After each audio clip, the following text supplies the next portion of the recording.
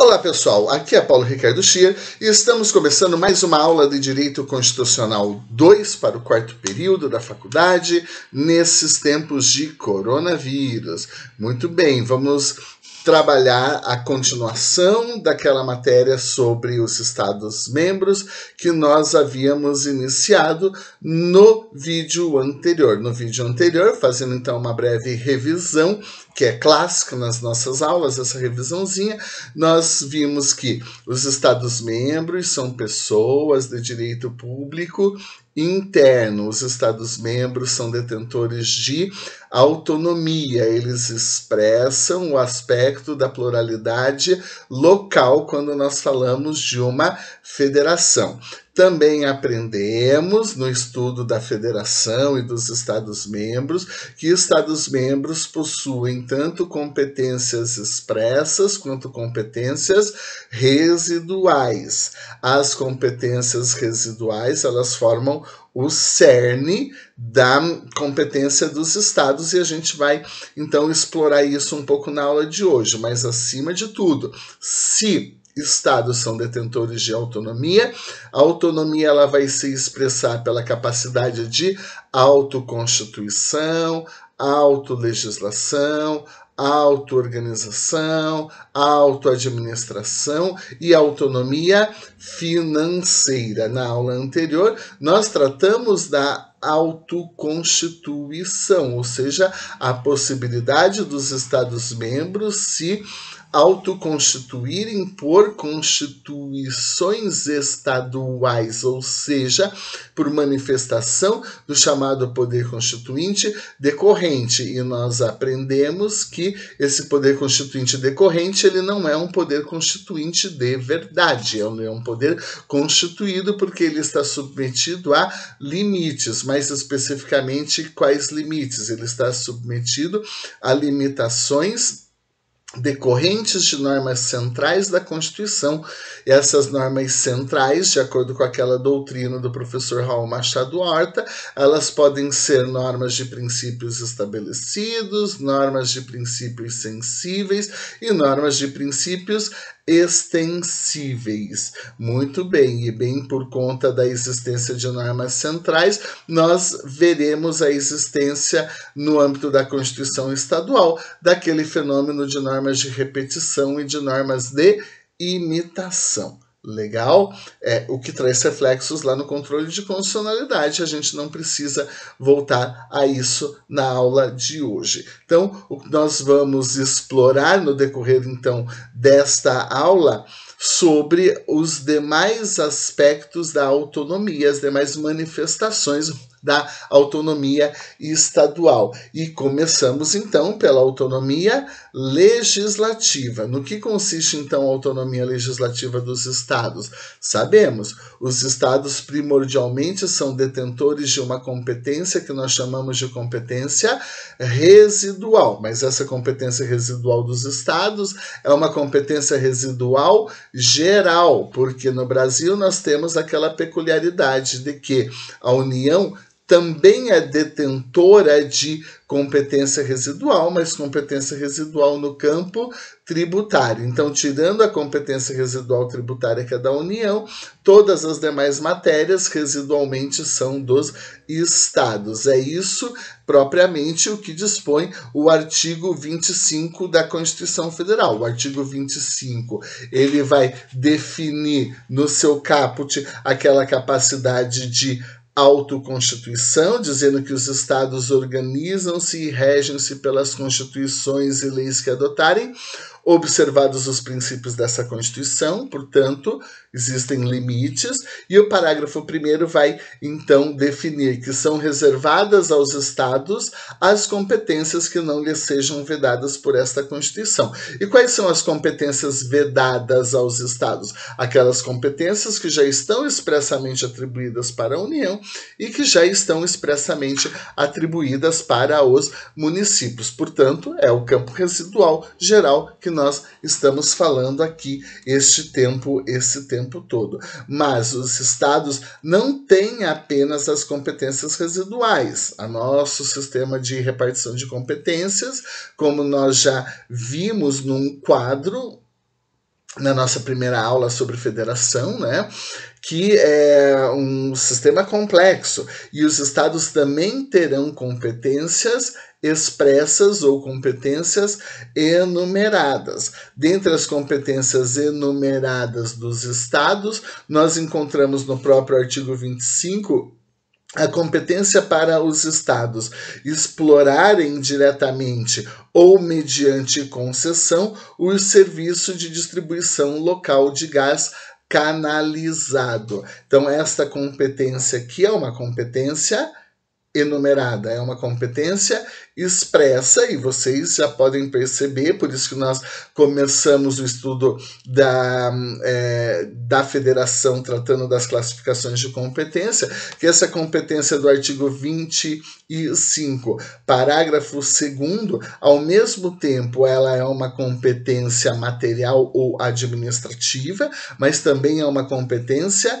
legislativa. E também, para a gente explorar um pouquinho aquela classificação, essa competência aqui, ela é uma competência, para quem aceita a distinção entre competências privativas e exclusivas, ela é uma competência privativa, porque ela estatui a possibilidade dos estados aqui delegarem a exploração do serviço de gás canalizado aos particulares mediante concessão. Então, percebam as palavrinhas concessão, permissão, autorização, delegação, terceirização e assim por diante, dentre outras que nós já vimos, são palavras mágicas para sabermos ou identificarmos quando nós estamos diante de uma competência privativa. É o caso aqui, porque há a possibilidade de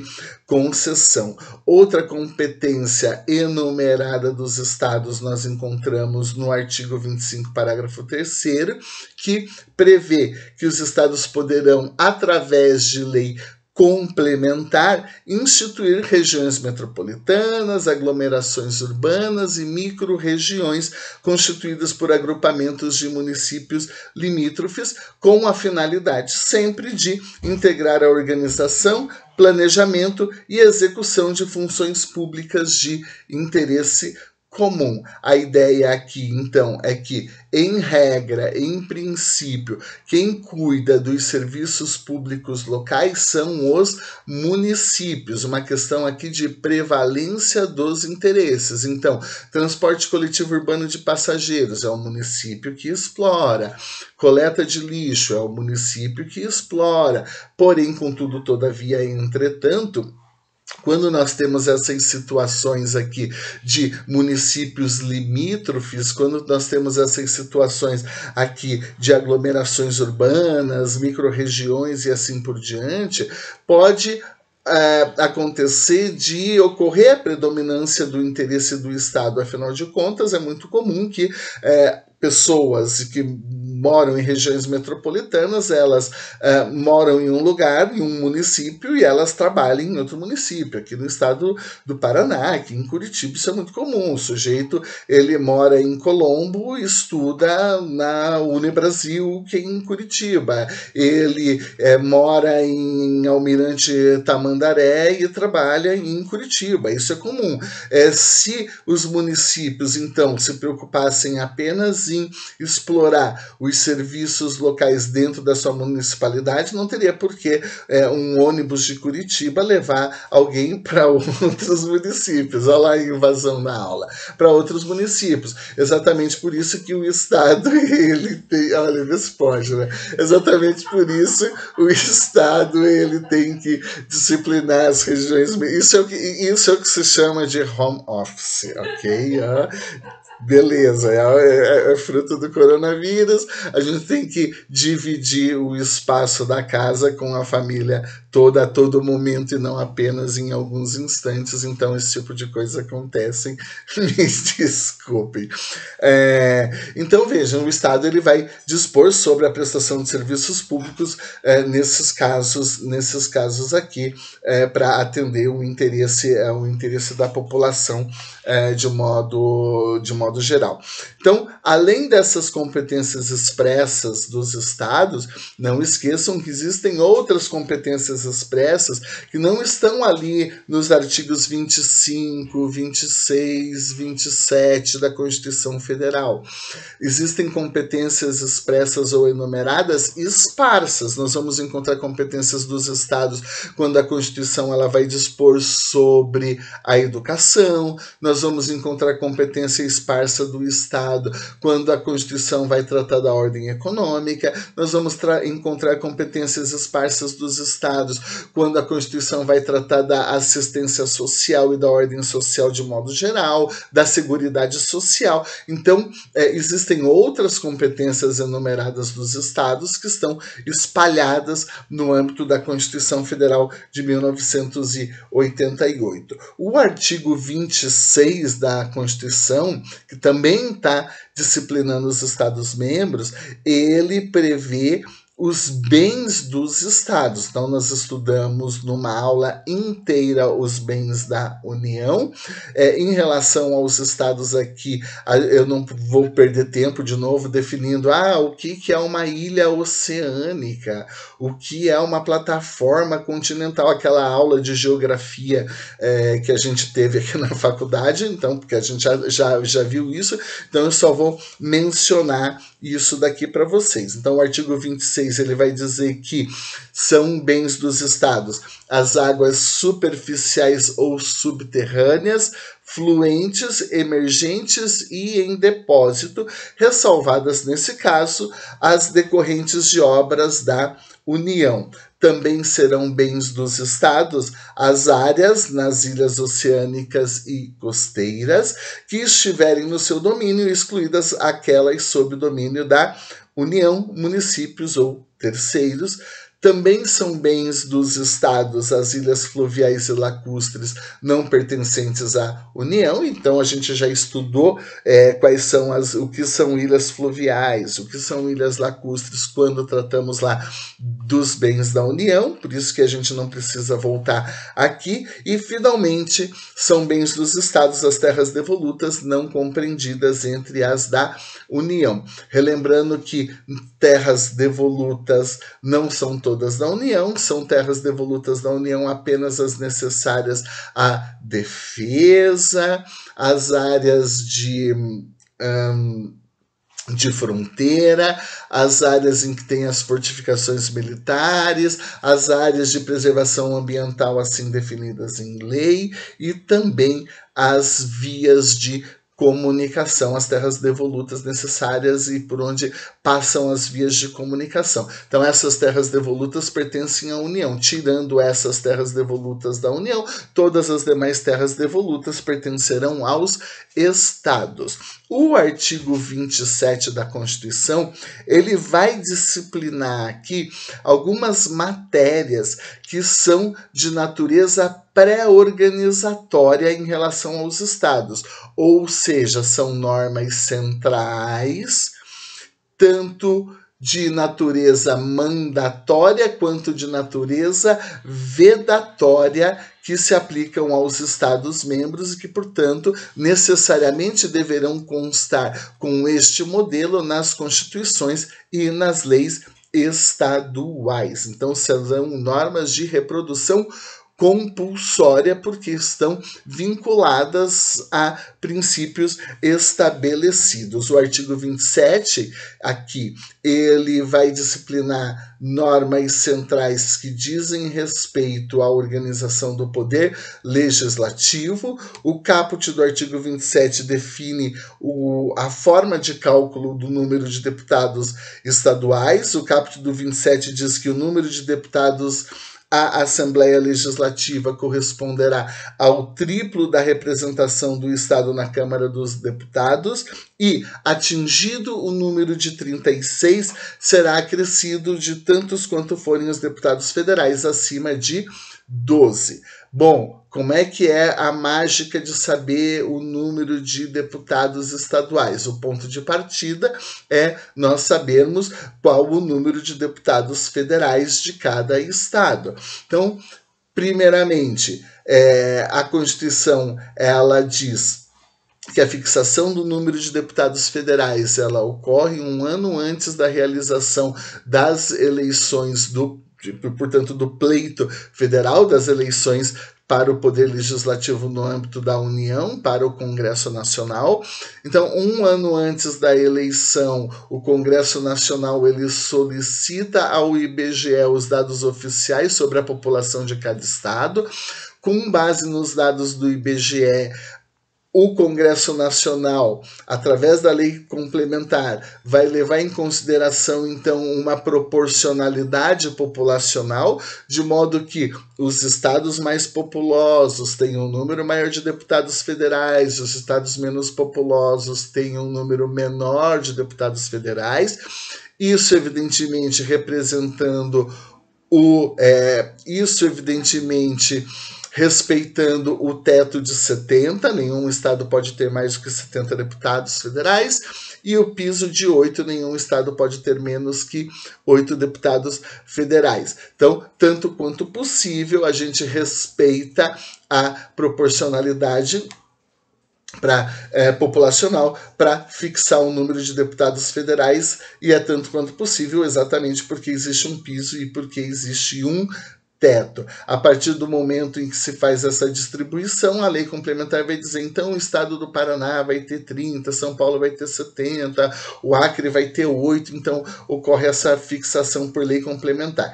Quando nós sabemos, então, o número de deputados federais, nós poderemos calcular os deputados estaduais que cada estado poderá ter. Então, são duas regras que vocês precisam ficar atentos. A primeira, a regra do triplo, que vale para os estados que têm de 8 até 12. Por que de 8 até 12? Porque a Constituição fala, é o triplo até atingir 36. Então, os estados que têm 8 deputados federais, eles terão 24 deputados estaduais. Os que têm 9 deputados federais terão 27 deputados. Os que têm 10 terão 30. Os que têm 11 terão 33. E os que têm 12 terão 36. Atingiu o teto. Por isso que eu falei, de 8 até 12 deputados federais, a regra é do triplo. A partir de 12 deputados federais é que vem o cálculo maluco nessa redação aqui da Constituição, que diz que, atingido o número de 36, será acrescido de tantos quantos forem os deputados federais acima de 12. Como é que faz esse cálculo? Não tenho a mínima ideia, não sei. O que eu aprendi na vida foi um macete. A partir do momento que atingiu o teto, né, 12 federais para 36 estaduais, o macete é, você soma 24, sei lá como é que você chega nesse número mágico aqui, você soma 24 deputados ao número de cadeiras federais. Então, o estado que tem, vamos imaginar aqui, 20 deputados federais, mais 24, terá 44 deputados estaduais. Um estado, como é o caso do Paraná, que tem 30 deputados federais, terá 54 deputados estaduais. O estado que tem 70 deputados federais terá 94 deputados estaduais. Então, a partir de 13 você só soma 24. Se alguém souber matemática e quiser fazer esse cálculo e explicar como é que funciona essa fórmula, fiquem à vontade. Eu não vou perder meu tempo prestando atenção se tem um macete tão fácil desse daí. Então, a regra do triplo, de 8 a 12 deputados, a partir de 13 deputados federais você só soma 24. Ademais, também há uma norma de natureza pré-organizatória, pré-ordenatória, que diz que será de 4 anos o mandato dos deputados estaduais. Para os deputados estaduais, então, valerão aqui as regras da Constituição Federal no que diz respeito ao sistema eleitoral, inviolabilidade, imunidades, remuneração, perda de mandato, licença, impedimentos e incorporação às Forças Armadas. A Constituição também define para os deputados estaduais um teto de remuneração, ou seja, um teto para os subsídios, que é de 75% do que ganha o deputado federal. Percebam, isso é um teto, não existe uma vinculação, não há portanto, a aplicação de um gatilho. Subiu o subsídio do deputado federal, automaticamente vai subir a remuneração, o subsídio do deputado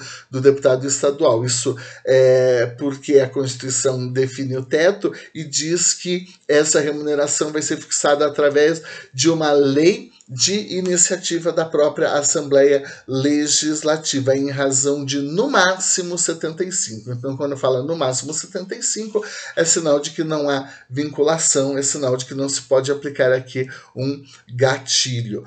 A Constituição também vai impor, de uma certa maneira, a necessidade de existência de processo legislativo com iniciativa popular no âmbito estadual, através de uma legislação específica que deve dispor sobre como funciona a iniciativa popular no processo legislativo estadual.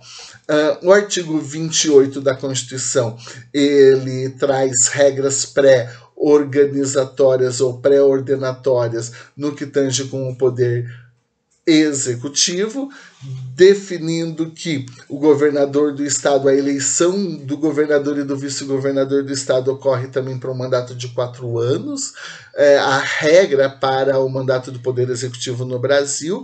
A eleição para governador sempre ocorre no primeiro domingo de outubro em primeiro turno e no último domingo de outubro em segundo turno, se houver, do ano anterior ao término do mandato dos seus antecessores, sendo a posse, como é da tradição do direito constitucional brasileiro, no dia 1º de janeiro. É claro que nem sempre ocorrerá segundo turno, né? A regra do artigo 77, ela prevê segundo turno apenas quando nenhum candidato obtenha a maioria absoluta no primeiro turno de votação.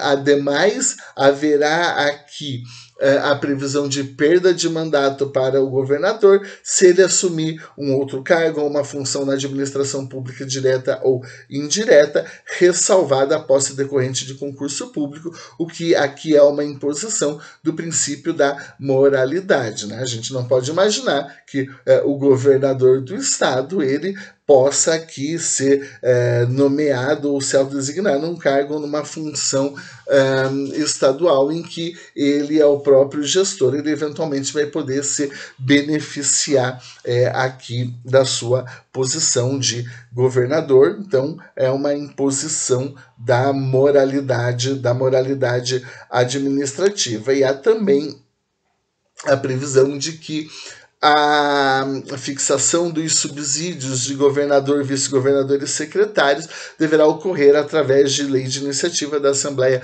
Legislativa, também aplicando-se os tetos aqui definidos na Constituição Federal e que vocês estudam em direito administrativo, e depois nós estudamos também, embora de forma um pouco mais rápida, no segundo bimestre do direito constitucional. Então, não é o objeto de análise nesse momento.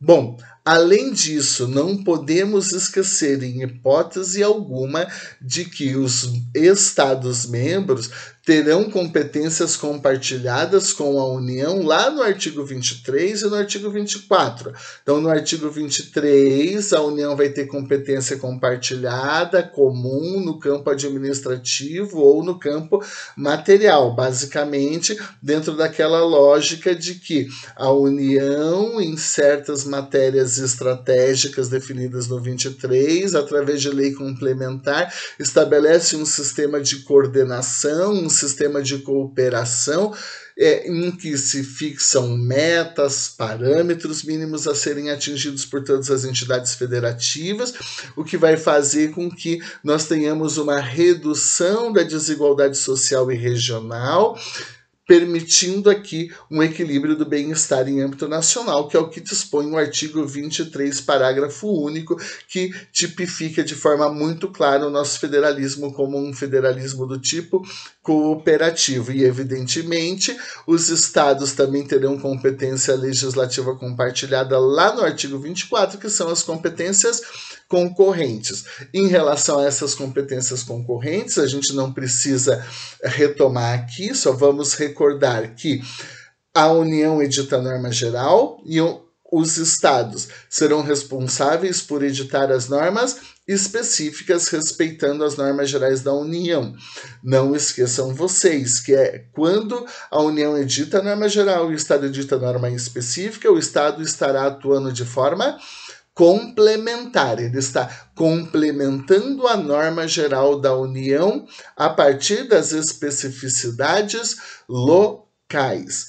Também é importante ressaltar que se a União não editar a norma geral, o Estado pode editar tanto a norma geral quanto a norma específica, hipótese em que o Estado estará exercendo a competência plena, que nós também vamos dizer, ele estará atuando de forma suplementar, porque ele está suprindo a norma, a ausência da norma geral da União, quando ele regulamenta isso. Já vimos em alguns exemplos, quando tratamos da União, que isso acontece. Tem um caso famoso lá do estado do Paraná, em que não havia norma geral sobre a previdência complementar, e o estado do Paraná criou um sistema de previdência complementar, editando norma geral no lugar da União. Depois veio a União, editou norma geral e foi aquela confusão que eu contei para vocês, inclusive com direito à briga no Supremo Tribunal, com direito à briga no Supremo Tribunal Federal,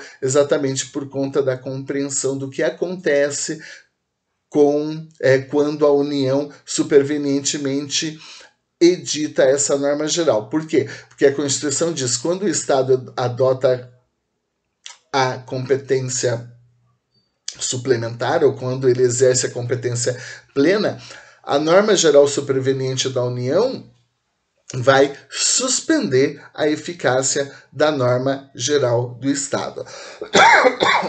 Ok.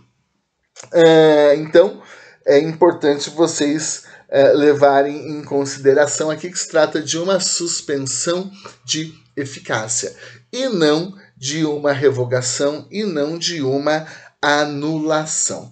Quero acabar, então, a aula de hoje simplesmente lembrando vocês que um aspecto extremamente relevante da autonomia dos estados e de todas as entidades federativas é a autonomia financeira. E no que tange com a autonomia financeira, a Constituição vai prever tributos próprios para os estados.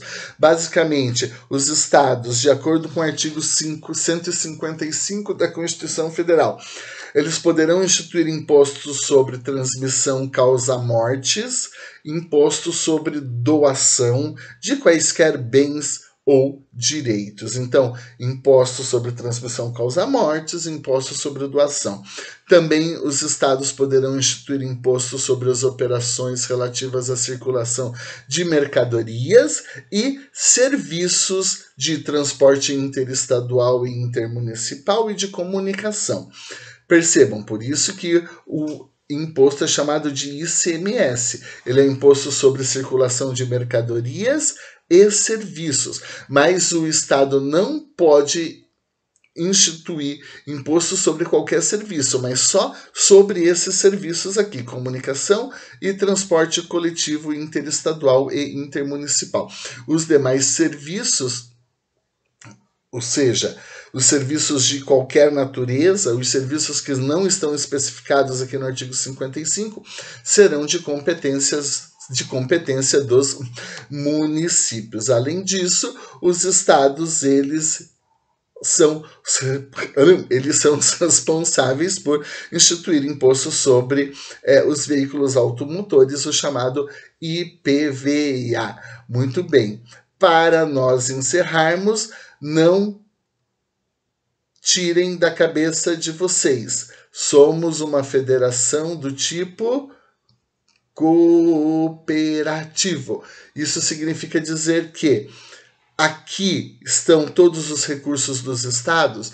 Não, os estados recebem recursos da União, naquele esquema de redistribuição de riquezas para que ocorra a superação de desigualdades sociais e regionais. E basicamente, só para lembrar o que eu falei no vídeo anterior, os estados vão receber de volta 100% do imposto de renda que a União cobrar sobre as empresas públicas estaduais. Os estados vão receber de volta da União uma parcela referente ao fundo de participação dos municípios, tanto no imposto de renda quanto em relação ao imposto de produtos industrializados, o chamado IPI. Então, lembra lá que 49% do que a União arrecada com esses tributos, ela vai fazer uma distribuição e os estados então vão ter participação na receita desses impostos da União. E da mesma forma em que os estados recebem recursos da União, os estados não ficam com tudo aquilo que arrecadam. Né? Outro exemplo ali, os estados ficam com 20% do que a União arrecadar com os tributos extraordinários com base no artigo 154, inciso 1. Bom, enfim. Mas os estados também não ficam com tudo aquilo que arrecadam.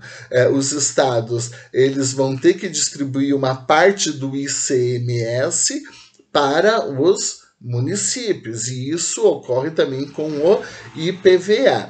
Então, lembrando, esse sistema de repartição de receitas tributárias aqui tem o objetivo de redução de desigualdades. Lembram lá do exemplo que eu comentei na aula passada? Quem mais contribui com o imposto de renda, quem mais contribui com IPI? Provavelmente deve ser o estado de São Paulo, provavelmente não, é o estado de São Paulo. Então ele contribui mais com isso. Só que daí na hora que forma o fundo ele vai representar aqui a soma de todos os estados, e quem mais contribuiu com esse fundo foi o estado de São Paulo, aqui nesse exemplo. Só que na hora de dividir o recurso do fundo, a divisão vai se dar de forma igual. Então São Paulo não vai receber na mesma proporção do que acabou contribuindo no recolhimento dos tributos. Então São Paulo recebe menos. Claro, nessa divisão, estados que contribuíram um pouco vão receber um repasse proporcionalmente maior. Então, um estado que contribuiu muito pouquinho, vamos imaginar o Amapá, o Acre, alguma coisa assim, ele, ao receber igual, vai estar recebendo proporcionalmente mais quando ocorre essa divisão.